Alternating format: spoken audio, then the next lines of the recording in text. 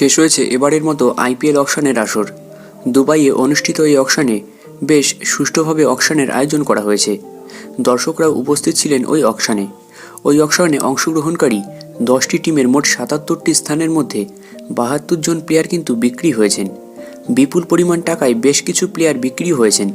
এবার দেখে নেওয়া যাক আইপিএল 2024-এর অকশনের পর প্রত্যেকটি টিম অকশন থেকে কোন কোন প্লেয়ারকে কিনেছে।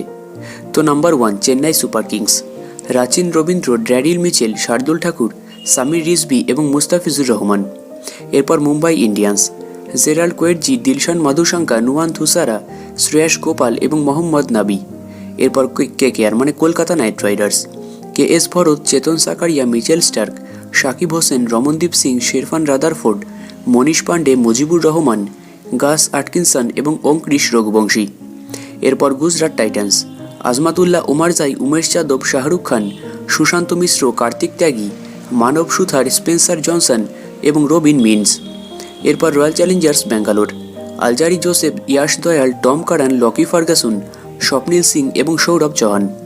এরপর Sunrisers Hyderabad, Wanindu Hasaranga, Travis Head, Pat Cummins, Jaydev Unadkat, Akash Singh এবং জটাভেদ সুব্রমণিয়াম।